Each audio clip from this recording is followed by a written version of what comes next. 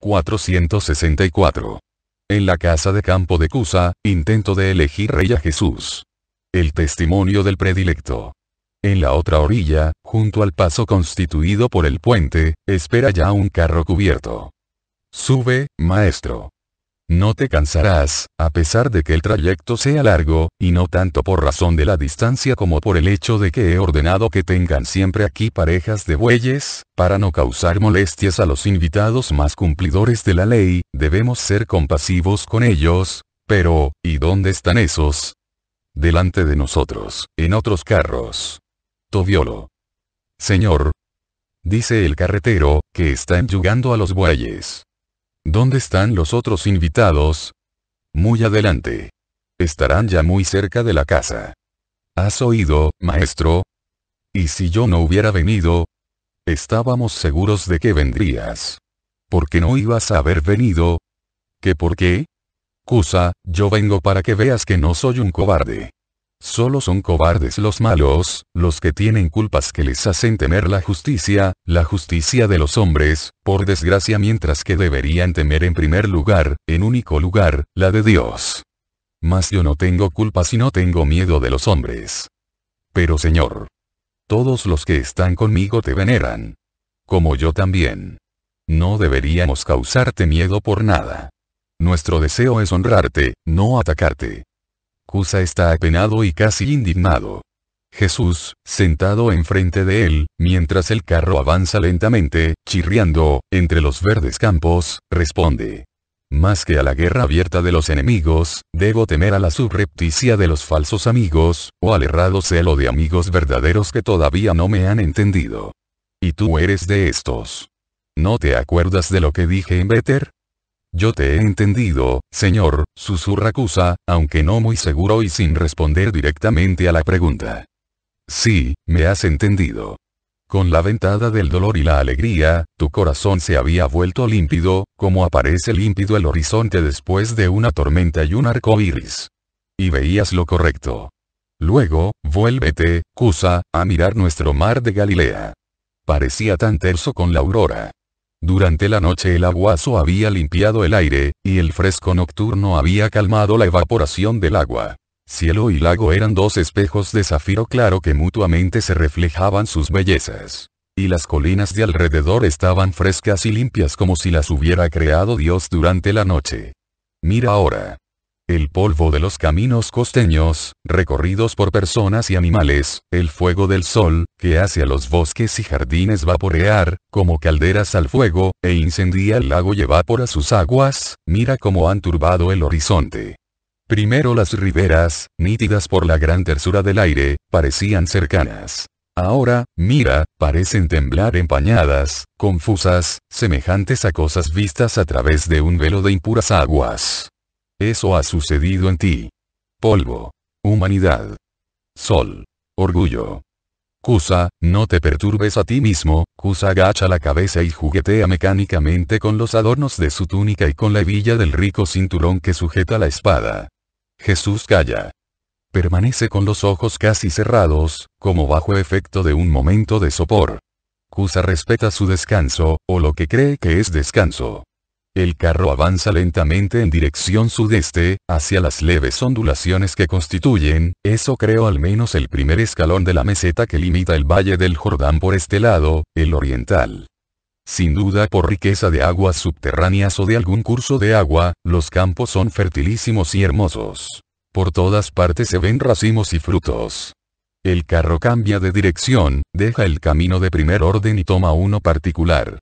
Se adentra en un paseo frondosísimo en el que hay sombra y frescor, al menos relativo, respecto al horno que es el soleado camino principal. En el fondo del paseo hay una casa blanca, baja, de aspecto señorial. Y, acá o allá, por los campos y los viñedos, están diseminadas casas pequeñas. El carro atraviesa un puente y un poste señalizador, a partir del cual el pomar se transforma en un jardín con un paseo recubierto de guijo. Al sonar de forma distinta las ruedas sobre la grava, Jesús abre los ojos. Hemos llegado, maestro. Ahí están los invitados que nos han oído, y vienen hacia nosotros, dice Cusa. Efectivamente, muchos, todos de rica condición, se agolpan donde comienza el paseo, y saludan con pomposas reverencias al maestro, que está llegando. Veo y reconozco a Manaén, a Timoneo, a Eleazar, y me parece ver a otros no nuevos pero cuyo nombre no sé decir. Y luego muchos, jamás vistos, o por lo menos que nunca he advertido concretamente. Hay muchos que llevan espada. Otros, en vez de las espadas, ostentan abundantes perifollos farisaicos y sacerdotales o rabínicos. El carro se detiene. Jesús es el primero en bajar. Se inclina, como saludo de conjunto para los presentes. Los discípulos Manaén y Timoneo se acercan y lo saludan en particular. Luego también se acerca Eleazar, el fariseo bueno del convite en casa de Ismael, y, junto con este, se abren paso dos escribas que tienen interés en ser reconocidos. Estos son aquel al que en Tariquea le fue curado su hijito el día de la primera multiplicación de los panes, y aquel que al pie del monte de las bienaventuranzas dio comida para todos. Otro más se abre paso. El fariseo que en casa de José, en el tiempo de la siega, fue instruido por Jesús acerca del verdadero móvil de sus injustos celos. Cusa procede a las presentaciones. Se las ahorro a todos.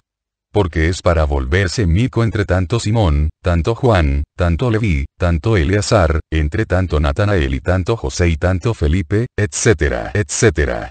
Saduceos, escribas, sacerdotes, herodianos y debería decir que estos últimos constituyen la mayoría, algún que otro proselito y fariseo, 2 miembros del Sanedrín, 4 arquisinagogos, y, perdido no sé cómo aquí dentro, un esenio. Jesús se inclina al oír cada uno de los nombres, mirando penetrantemente a cada uno de los rostros, algunas veces sonriendo levemente, como cuando, para aclarar más su identidad, alguno especifica algún hecho que le puso en relación con Jesús. Así, un cierto Joaquín de Bosra dice: «Curaste de la lepra a mi mujer, María. Bendito seas». Y el esenio: «Te oí cuando hablaste cerca de Jericó y un hermano nuestro dejó las orillas del mar Salado para seguirte. Y volví a saber de ti por el milagro de Eliseo de Engadí. En aquellas tierras nosotros los puros vivimos esperando, ¿qué es lo que esperarán? No lo sé. Sí sé que, al decirlo, este mira con un aire de superioridad un poco exaltada a los otros, que ciertamente no muestran apariencia de místicos, sino que, en su mayor parte, parecen disfrutar alegremente de las comodidades que su posición les concede. Cusa libera a su invitado de las ceremonias de los saludos y lo conduce a una cómoda estancia de baño, donde lo deja para las abluciones usuales, sin duda gratas con ese calor. Vuelve con sus invitados. Habla animadamente con ellos. Y llegan casi a una disputa porque los presentes tienen dispares opiniones. Unos quisieran abrir inmediatamente la conversación, ¿cuál? Otros, por el contrario, proponen no asaltar enseguida al maestro, sino convencerlo antes de que le guardan un profundo respeto. Triunfa esta última parte, que es la más numerosa. Así que Cusa, como amo de la casa, llama a los criados para ordenar la preparación de un banquete que habrá de celebrarse hacia el atardecer, dejando tiempo a Jesús, que está cansado y se ve, de descansar, cosa que es aceptada por todos, tanto que, cuando Jesús aparece de nuevo, los invitados se despiden con grandes reverencias y lo dejan con Cusa, que lo conduce a una habitación umbría donde hay un lecho bajo recubierto de ricas alfombrillas. Pero Jesús, cuando se queda solo, tras haber dado a un doméstico las sandalias y la túnica para que les limpien el polvo y las señales de la peregrinación del día anterior, no duerme. Sentado en la orilla del lecho, descalzo sus pies apoyados en la estera del suelo, cubierto su cuerpo hasta los codos y las rodillas con la túnica corta, la prenda de debajo, piensa intensamente. Y si, por una parte, el indumento tan reducido, con la espléndida y perfecta armonía de su cuerpo varonil, le da un aspecto más joven, por otra parte, la intensidad del pensamiento, que ciertamente no es dichoso, le incide arrugas y le carga el rostro con una expresión de doloroso cansancio que lo avejenta. Ningún ruido en la casa, ninguno en el campo, donde maduran los racimos con el calor adusto. Las cortinas oscuras que cuelgan en las puertas y ventanas no ondean mínimamente. Pasan así las horas, merma el sol y la penumbra va creciendo, pero el calor persiste, y también la meditación de Jesús. En fin, la casa da señales de revivir. Se oyen voces, pisadas, indicaciones. Kusa mueve cuidadosamente la cortina para ver sin molestar. Entra. No estoy durmiendo, dice Jesús. Kusa entra. Lleva ya la túnica engalanada del banquete. Mira y ve que el lecho no presenta signos de haber recibido un cuerpo. ¿No has dormido? ¿Por qué? ¿Estás cansado? He descansado en el silencio y en la sombra. Me basta. ¿Mandaré que te traigan una túnica? No. La mía seguro que ya está seca. La prefiero. Tengo intención de ponerme en camino en cuanto termine el banquete. Te ruego que te ocupes del carro y de la barca para mí. Como quieras, Señor, hubiera deseado tenerte aquí hasta mañana al rayar el alba, no puedo. Tengo que irme. Kusa hace una reverencia y sale, se oye un abundante cuchicheo, pasa más tiempo. Vuelve el doméstico con la túnica de lino fresca de lavado, fragante de sol. Y con las sandalias, que ya no tienen polvo y han sido suavizadas con aceite o lardo, que les dan brillo y flexibilidad. Otro le sigue con un barreño, una ánfora y unas toallas, y deposita todo encima de una mesa baja. Salen. Jesús va a donde los invitados, al atrio que divide la casa de norte a sur creando un lugar ventilado y agradable en que están diseminados unos asientos, adornado con cortinas ligeras, de coloridas franjas, que modifican la luz sin poner obstáculo al aire. Ahora, recogidas, permiten ver la verde cornisa que rodea la casa. Jesús está majestuoso. A pesar de no haber dormido, parece haberse nutrido de fuerza y su andadura es regia. El lino de la túnica, acaba de ponérsela, parece blanquísimo. Sus cabellos, brillantes por el baño de la mañana, relucen suavemente encuadrando el rostro con su color dorado. Ven, maestro. Te esperábamos solo a ti, dice Kusa. Y con prioridad sobre los demás, lo conduce a la estancia donde están las mesas. Tras la oración y una suplementaria ablución de las manos, se sientan. Empieza el banquete, pomposo como siempre, y silencioso al principio. Luego se vence la reserva. Jesús está al lado de Kusa. Manaén está a su otro lado y tiene por compañero a Timoneo. A los demás los distribuye Kusa, con experiencia de cortesano, a ambos lados de la mesa de forma de U. El esenio, solo él se niega obstinadamente a participar en el banquete y a sentarse a la mesa con los demás, y solo cuando un criado, por orden de Kusa, le ofrece un cestillo precioso colmado de fruta, acepta sentarse detrás de una mesa baja, después de no sé cuántas abluciones, tras remangarse las amplias mangas de su cándida túnica por miedo a mancharlas, o por rito, no lo sé. Es un banquete original, donde son más protagonistas las miradas que las palabras. Solamente algunas breves frases de cortesías y un recíproco examinarse, o sea, Jesús escruta a los presentes y estos a Jesús. Finalmente, Kusa hace una señal a los criados para que se retiren, tras haber dejado grandes bandejas de fruta, fresca porque quizás la han tenido en el pozo, hermosísima. Diría. Casi helada, pues claramente muestran esa capa escarchada que es típica de la fruta guardada en lugar fríísimo. Los criados salen, tras encender también las lámparas, por ahora inútiles porque todavía el día está luminoso con su largo ocaso estival. Maestro, comienza Kusa, debes haberte preguntado la razón de este encuentro y de este silencio nuestro. Pero es que lo que te tenemos que decir es muy grave y no deben escucharlo oídos imprudentes. Ahora estamos solos y podemos hablar. Ya ves que todos los presentes te tienen el máximo respeto. Estás entre hombres que te veneran como hombre y como Mesías. Tu justicia, tu sabiduría, los dones que Dios te ha otorgado son conocidos y admirados entre nosotros. Tú para nosotros eres el Mesías de Israel. Mesías según la idea espiritual y según la idea política. Eres el esperado para poner fin al dolor, a la postración de todo un pueblo. Y no solamente de este pueblo comprendido en los confines de Israel, mejor.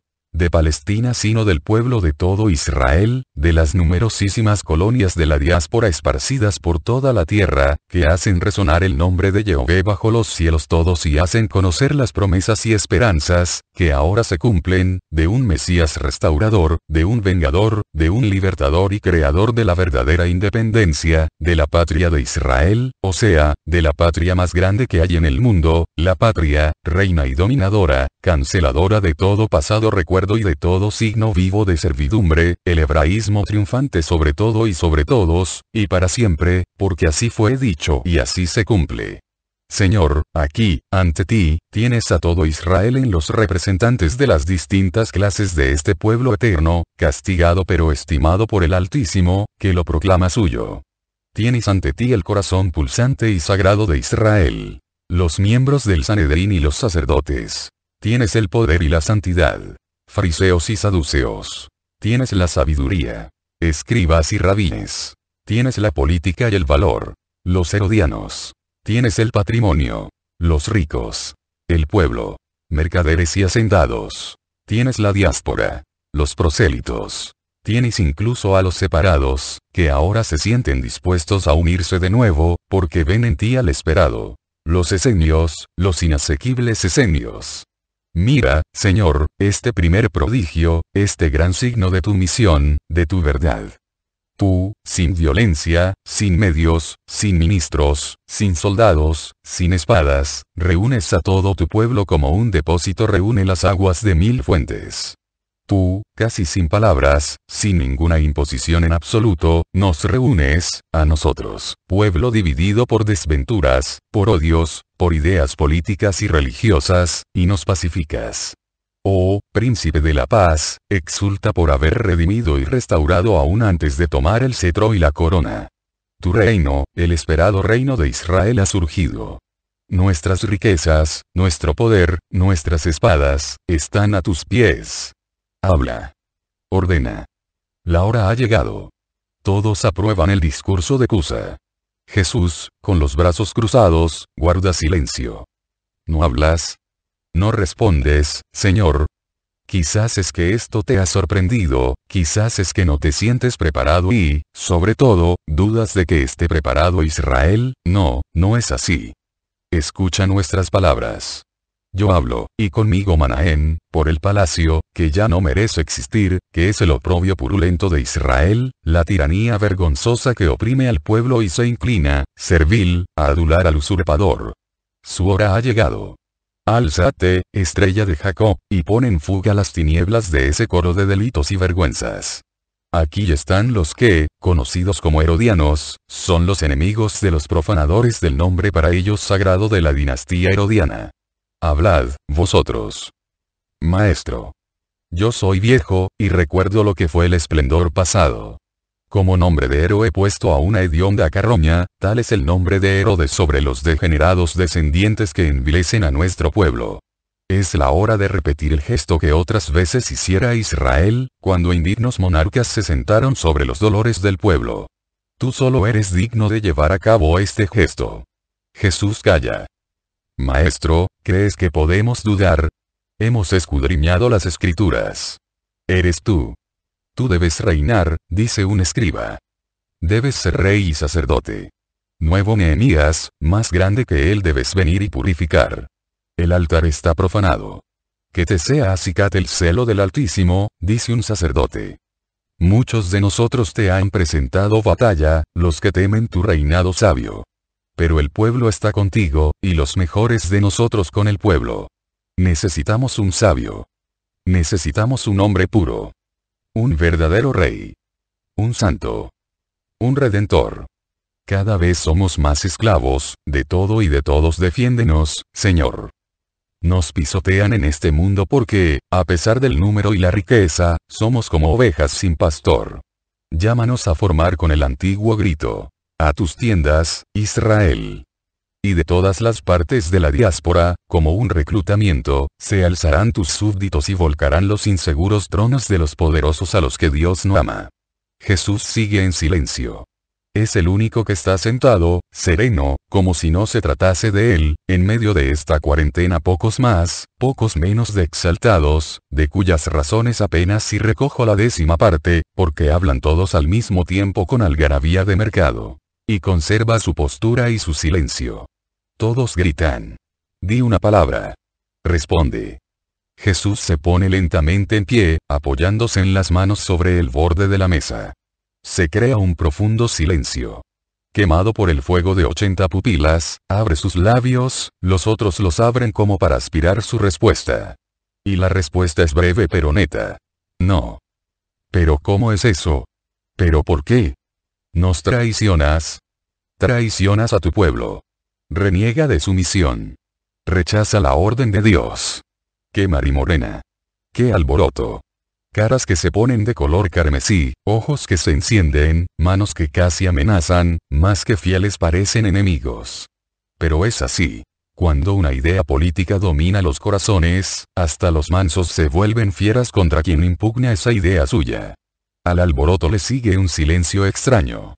Parece como si, agotadas las fuerzas, todos se sintieran exhaustos, vencidos. Se miran interrogativamente, la mayor parte desolados, algunos inquietos. Jesús mira en torno a sí y dice: sabía que queríais que viniera para esto. Y conocía la inutilidad de este paso vuestro. Cusa puede decir que lo he dicho en Tariquea. He venido para que vierais que no temo insidia alguna, porque no ha llegado la hora. Y tampoco la temeré cuando se cierna sobre mí la hora de la insidia, porque para esto he venido. Y he venido para convenceros. Vosotros, no todos, pero sí muchos de vosotros, actuáis de buena fe. Pero debo corregir el error en que, con buena fe, habéis caído. ¿Veis? No os reprendo. No reprendo a ninguno, ni siquiera a los que, por ser mis discípulos fieles, deberían saber con justicia y regular las propias pasiones con justicia. No te reprendo a ti, justo Timoneo, pero te digo que en el fondo de tu amor, que me quiere honrar, está todavía tu yo, que bulle y sueña un tiempo mejor en que puedas ver el daño en los que te dañaron. No te reprendo a ti, Manaén, a pesar de que muestras haber olvidado la sabiduría y el ejemplo enteramente espirituales que recibiste de mí, y de Juan el Bautista antes que de mí. Pero te digo que también en ti hay una raíz de humanidad que resurge después de la llamarada de mi amor. No te reprendo a ti, Eleazar, hombre justo aunque solo fuera por la anciana que te confiaron, justo siempre, pero ahora no justo. Y no te reprendo a ti, Cusa, aunque debería serlo porque en ti más que en todos los que queréis con buena fe verme rey está vivo tu yo. Rey, sí, quieres verme. No hay insidia en tus palabras. No vienes para cogerme en renuncio, para denunciarme al Sanedrín, al rey, a Roma. Pero más que por el amor, crees que es todo amor y no lo es más que por el amor actúas para vengarte de ofensas que el palacio te ha infligido. Yo soy tu invitado. Debería mantener celada la verdad de tus sentimientos. Pero yo soy la verdad. Y hablo. Por tu bien. Y lo mismo te sucede a ti, Joaquín de Bosra, y a ti, escriba Juan, y a ti también, y a ti, y a ti, y a ti. Señala a este, aquel, sin rencor, pero con tristeza, y prosigue. No os reprendo. Porque sé que no sois vosotros los que queréis esto, espontáneamente. Es la insidia, es el adversario el que actúa, y vosotros sois, sin saberlo, títeres en sus manos. Y también del amor, también de vuestro amor, Timoneo, Manaén, Joaquín, vosotros que realmente me amáis, también de vuestra veneración, vosotros que en mí sentís al rabí perfecto, también de esto él, el maldito, se sirve para perjudicar y perjudicarme. Pero yo os digo, a vosotros, y también a los que no tienen vuestros sentimientos, sino que con fines cada vez más bajos, hasta constituir traiciones y delitos, quisieran que aceptara ser rey, os digo, no. Mi reino no es de este mundo. Venid a mí, para que instaure mi reino en vosotros. No otra cosa. Y ahora dejad que me vaya. No, Señor. Estamos bien decididos.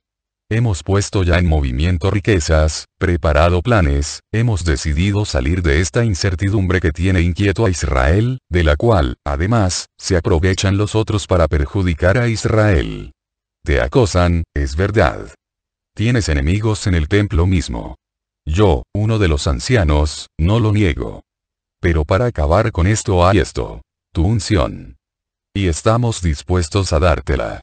No es la primera vez que en Israel uno es proclamado rey así, para acabar con una serie de desventuras nacionales y discordias. Aquí hay quien en nombre de Dios lo puede hacer. Déjate ungir, dice uno de los sacerdotes. No. No os es lícito. No tenéis autoridad para hacerlo. El sumo sacerdote es el primero que quiere esto, aunque no se dé a ver. No puede seguir permitiendo este estado de dominación romana y escándalo regio. No mientas, sacerdote. En tus labios la blasfemia es doblemente impura. Quizás no sabes, y te engañan. Pero en el templo eso no se quiere. ¿Crees entonces que nuestra aserción es falaz? Sí. Si no de todos vosotros, de muchos de vosotros. No mintáis. Yo soy la luz e ilumino los corazones. A nosotros nos puedes creer, gritan los herodianos, nosotros no amamos a Herodes Antipas ni a ningún otro. No. Vosotros os amáis solo a vosotros mismos. Es verdad.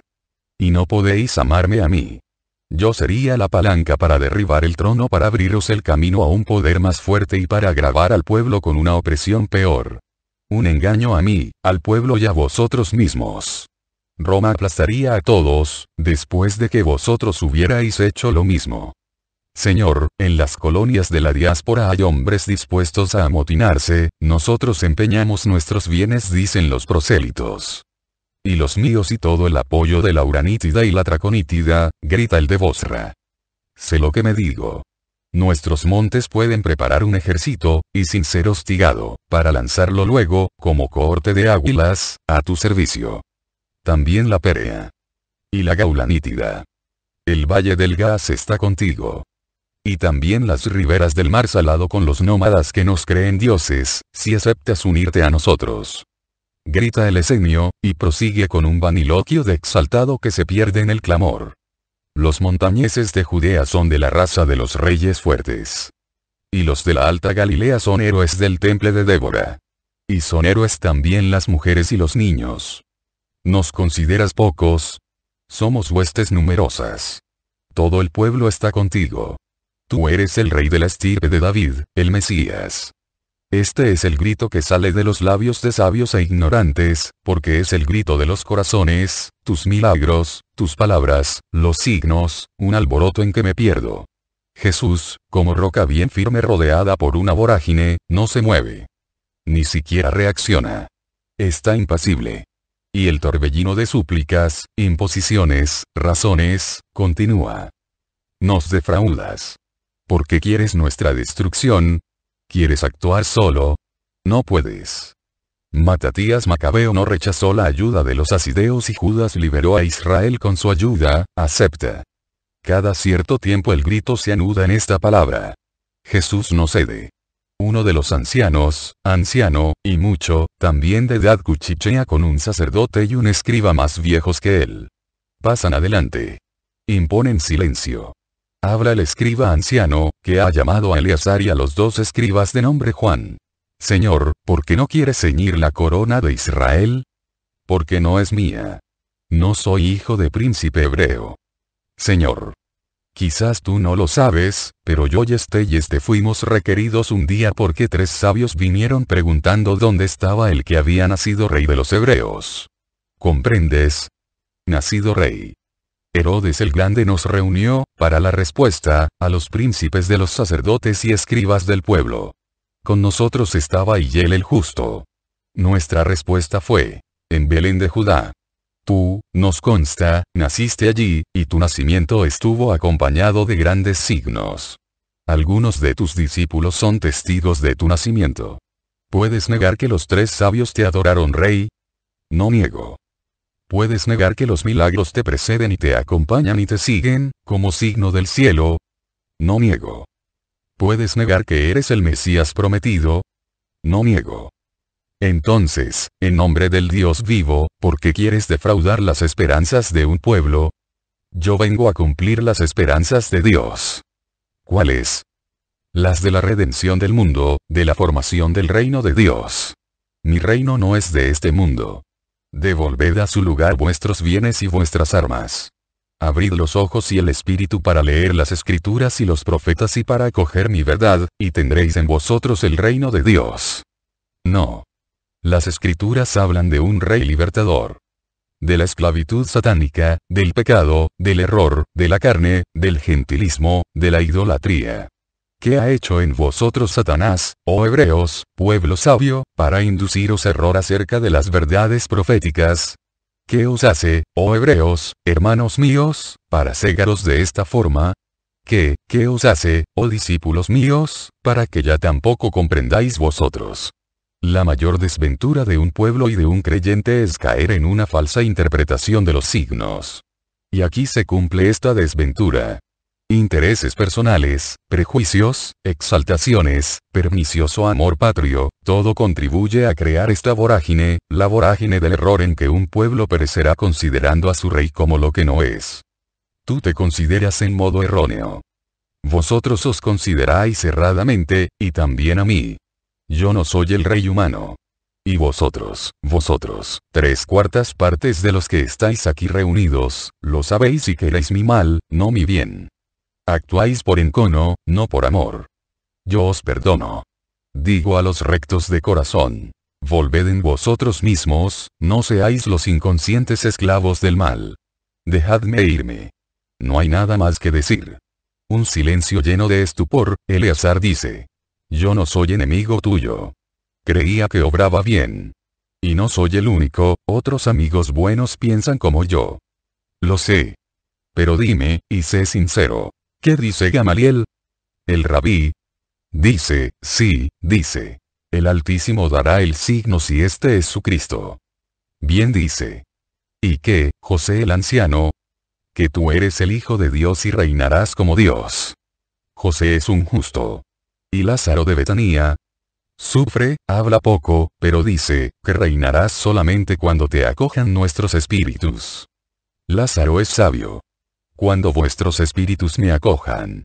Por ahora vosotros, incluso aquellos a quienes juzgaba espíritus abiertos, no acogéis ni al rey ni al reino, y en ello está mi dolor. En definitiva, te niegas. Gritan muchos. Lo habéis dicho. Nos has hecho comprometernos, nos perjudicas, nos, gritan otros. Herodianos, escribas, fariseos, saduceos, sacerdotes, Jesús deja la mesa y va hacia este grupo, asaeteándolo con sus miradas. ¡Qué ojos! Ellos, involuntariamente, enmudecen, se aprietan contra la pared, Jesús va justamente cara a cara. Dice, lentamente pero con una incisividad que corta como un golpe de sable. Está escrito, Deuteronomio 27, 24, 25. Maldito el que encubiertamente descarga su mano contra su prójimo y acepta regalos para condenar a muerte a un inocente. Yo os digo, os perdono. Pero el Hijo del Hombre conoce vuestro pecado. Si no os perdonara yo, por mucho menos, Jehová redujo a cenizas a muchos de Israel. Y se muestra tan terrible al decir esto, que ninguno se atreve a moverse. Jesús levanta la doble cortina y sale al atrio, y ninguno osa hacer un solo gesto. Hay que esperar a que la cortina deje de moverse, es decir, unos momentos después, para verlos reaccionar. Hay que alcanzarlo, hay que retenerlo, dicen los más enfurecidos. Tenemos que ganarnos el perdón, suspiran los mejores, o sea, Manaén, Timoneo, algunos prosélitos, el de Bosra. En definitiva, los rectos de corazón. Se arremolinan fuera de la sala. Buscan, preguntan a los criados. ¿El maestro? ¿Dónde está? ¿El maestro? Ninguno lo ha visto, ni siquiera los que estaban en las dos puertas del atrio. No está, con antorchas y faroles lo buscan entre las sombras del jardín, en la habitación donde había descansado. No está, y tampoco está el manto, que había dejado en el lecho, ni su bolsa, que había dejado en el atrio. Se nos ha escapado. Es un Satanás. No. Es Dios. Hace lo que quiere. Nos traicionará. No. Nos conocerá en nuestra verdadera realidad. Un clamor de pareceres y de recíprocos insultos. Los buenos gritan. Vosotros nos habéis seducido. Traidores. Debíamos haberlo imaginado. Los malos, o sea, la mayoría, amenazan, y la riña, perdido el chivo expiatorio en que centrarse, revierte sus dos partes sobre sí misma, y Jesús, ¿dónde está? Yo lo veo, por voluntad suya. Está muy lejos, hacia el puente de la embocadura del Jordán.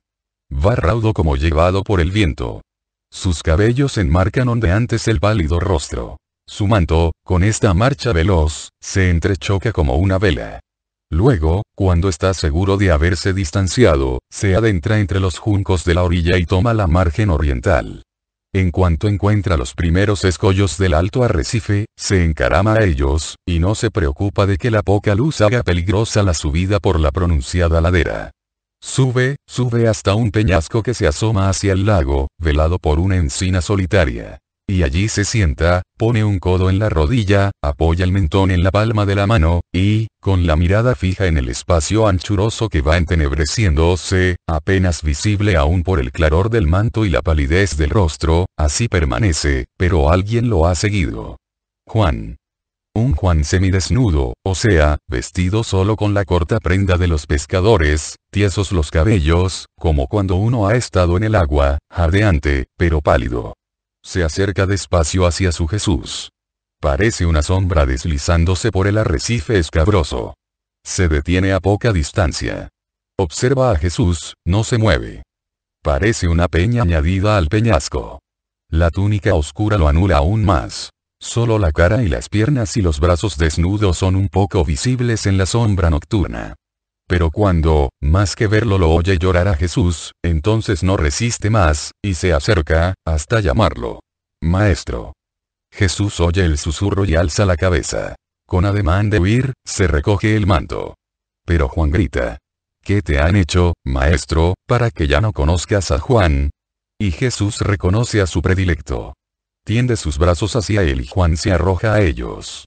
Los dos lloran, por dos dolores distintos y un único amor. Pero luego el llanto se calma y Jesús es el primero que recupera la neta percepción visual de las cosas. Oye y ve a Juan semidesnudo, con la túnica húmeda, las carnes heladas, descalzo. ¿Cómo estás aquí, en este estado? ¿Por qué no estás con los demás? No me reprendas, maestro. No podía estar, no podía dejarte irte, me he quitado la ropa, todo menos esto, y me he echado a nadar. He regresado a Tariquea nadando. De allí, por la orilla, corriendo, hasta el puente. Y luego más, detrás de ti. Y me he quedado escondido en el foso que hay junto a la casa, preparado para auxiliarte, atento, al menos, para saber si te raptaban, si te hacían algún mal. Y he oído muchas voces que disputaban y luego te he visto a ti pasando veloz por delante de mí. Parecías un ángel. Por seguirte sin perderte de vista, me he caído en hoyos y aguasales y estoy lleno de barro. Te habré manchado el vestido, desde que has llegado aquí estaba mirándote, llorabas. ¿Qué te han hecho, mi señor? ¿Te han insultado? ¿Te han pegado? No. Me querían hacer rey. Un pobre rey, Juan. Y muchos querían hacerlo con buena fe, por verdadero amor, con finalidad buena, la mayoría, para poderme denunciar y deshacerse de mí. ¿Quiénes son estos? No lo preguntes. ¿Y los otros? Ni siquiera preguntes el nombre de estos. No debes odiar ni criticar, yo perdono, maestro, ¿había discípulos? Dime solo esto. Sí. ¿Y apóstoles? No, Juan. Ningún apóstol. Verdaderamente, Señor. Verdaderamente, Juan.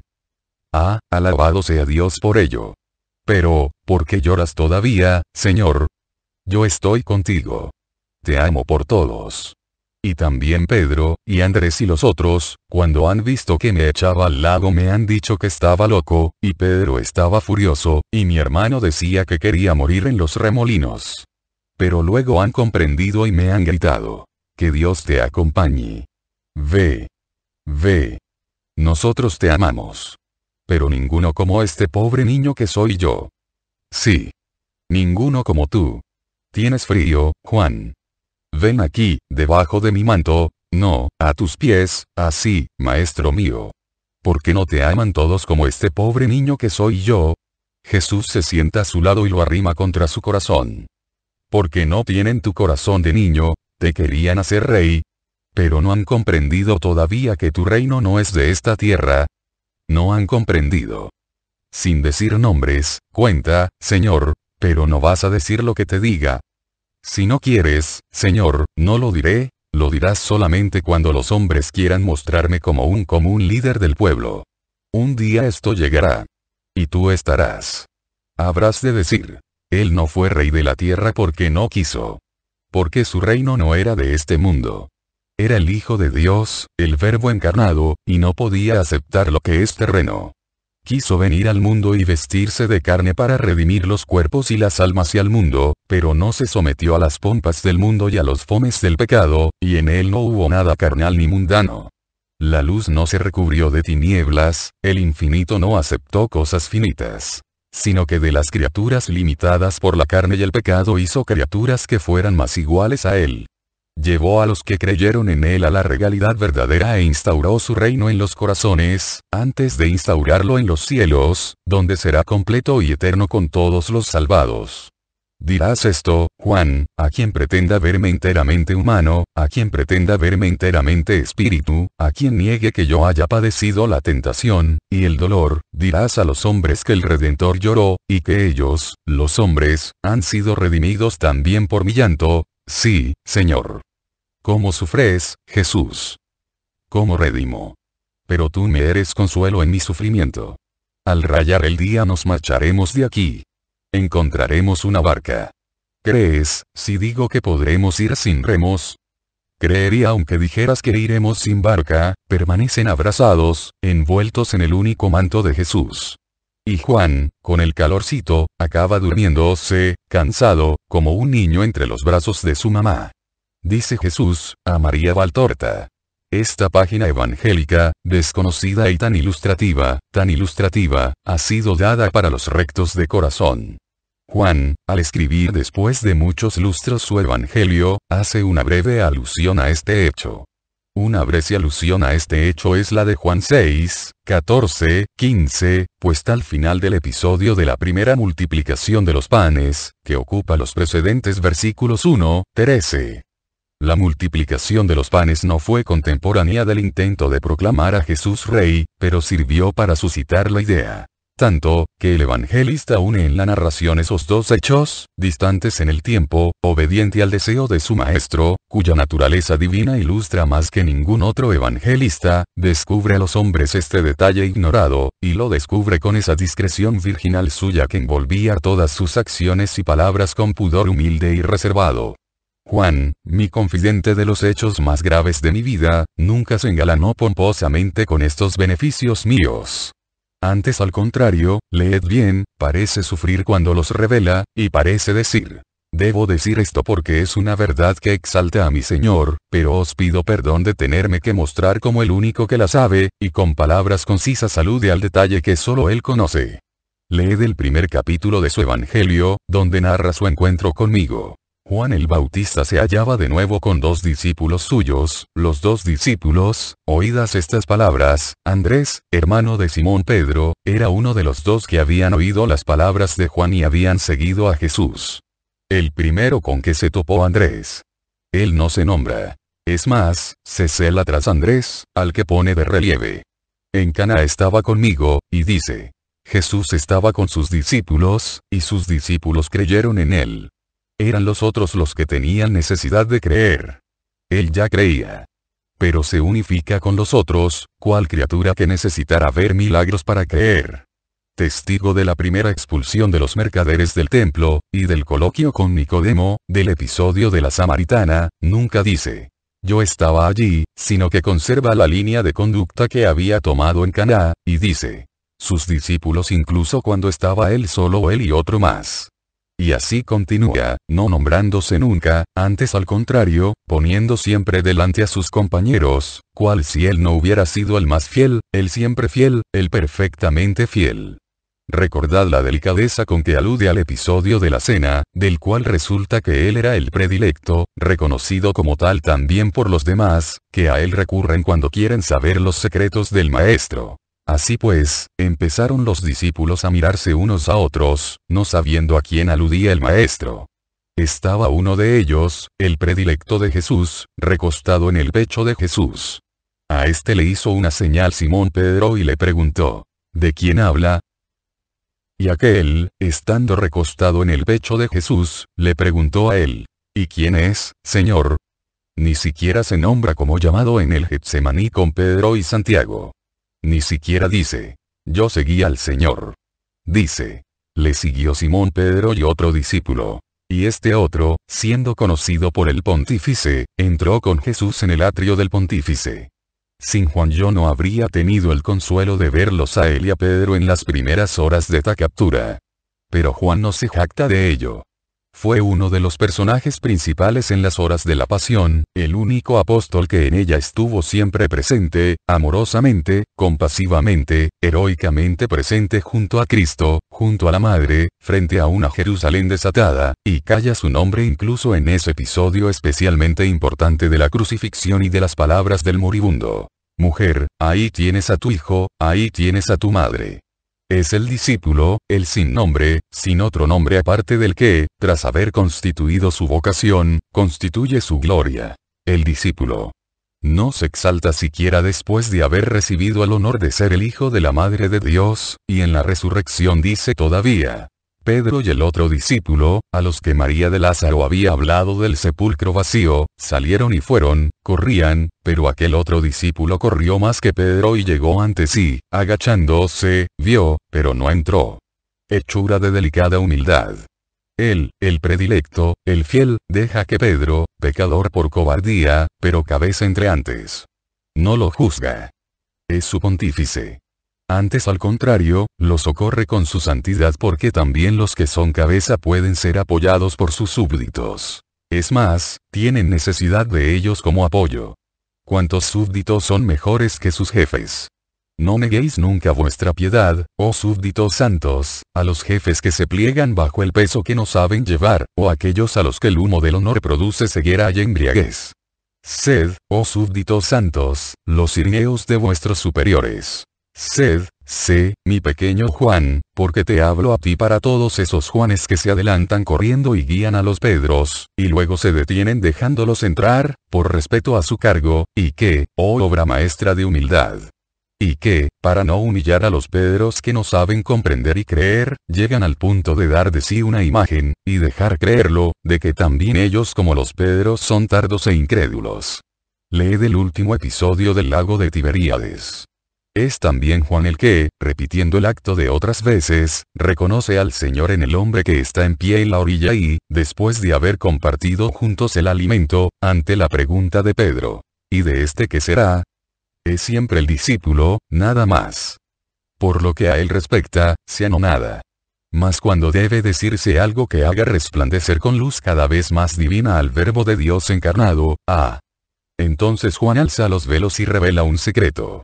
En el 6º capítulo del Evangelio dice: dándose cuenta de que querían apoderarse de él para hacerlo rey, huyó de nuevo solo al monte.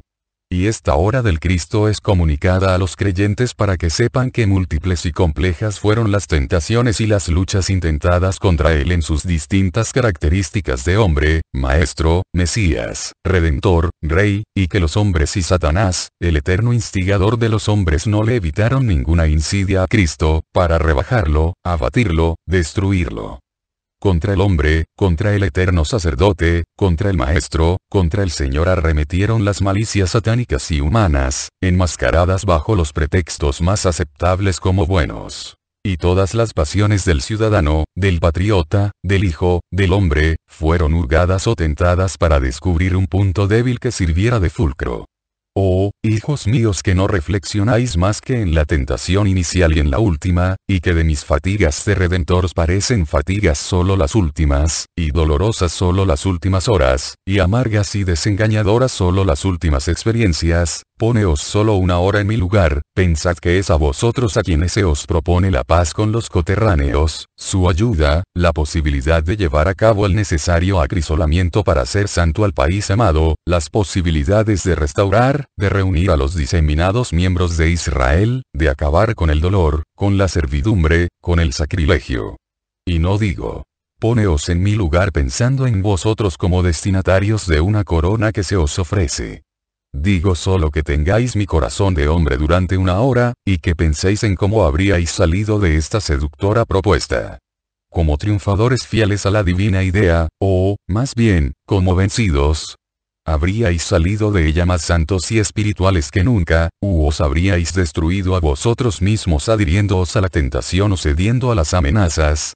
¿Y con qué corazón habríais salido de ella, tras haber constatado hasta qué punto Satanás usaba sus armas para herirme en la misión y en los sentimientos, llevándome a los discípulos buenos por un camino desviado, poniéndome en estado de lucha abierta con los enemigos, en ese momento ya desenmascarados, agresivos ahora por haber sido descubiertas sus arterías?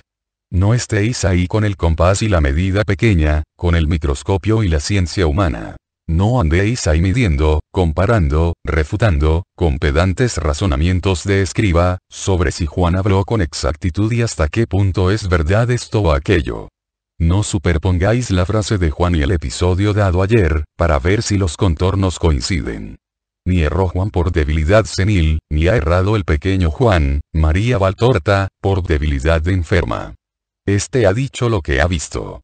Juan, el Grande, pasados muchos lustros después del episodio, narró lo que sabía y, con fina concatenación de lugares y hechos, reveló el secreto que solo él conocía de cuando intentaron, no sin malicia, coronar a Cristo. En Tariquea, después de la primera multiplicación de los panes, surge en el pueblo la idea de hacer del Rabí Nazareno el rey de Israel.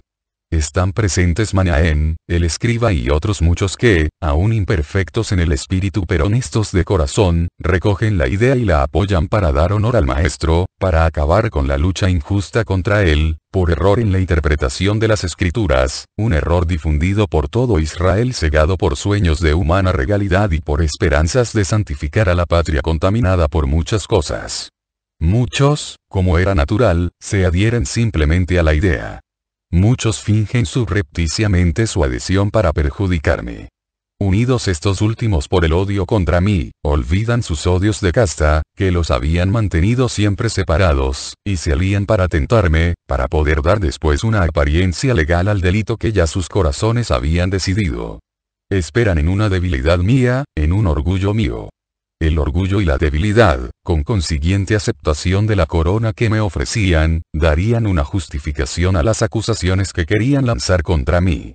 Y después ello serviría para dar la paz a su espíritu engañoso atrapado por los remordimientos, porque se dirían a sí mismos, esperando poder creerlo.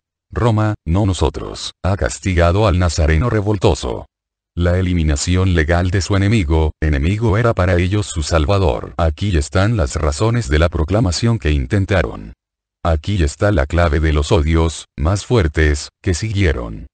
Aquí tenéis, en fin, la alta lección de Cristo. ¿La comprendéis? Es lección de humildad, de justicia, de obediencia, de fortaleza, de prudencia, de fidelidad, de perdón, de paciencia, de vigilancia, de saber soportar, respecto a Dios, respecto a la propia misión, respecto a los amigos, respecto a los ingenuos, respecto a los enemigos, respecto a Satanás, respecto a los hombres que de éste son instrumentos de tentación, respecto a las cosas, respecto a las ideas. Todo debe ser contemplado, aceptado, rechazado, amado no, mirando al fin santo del hombre. El cielo, la voluntad de Dios. Pequeño Juan. Esta fue una de las horas de Satanás para mí. Y como las tuvo el Cristo las tienen los pequeños Cristos. Es necesario sufrirlas y superarlas, sin soberbias ni desconfianzas. No carecen de finalidad buena. Pero no temas, porque Dios, durante estas horas, no abandona, sino que sujeta al que es fiel. Y, luego, desciende el amor para hacer reyes a los fieles. Y, posteriormente, acabada la hora de la tierra, suben los fieles al reino, en paz para siempre, victoriosos para siempre, mi paz, pequeño Juan coronado de espinas. Mi paz.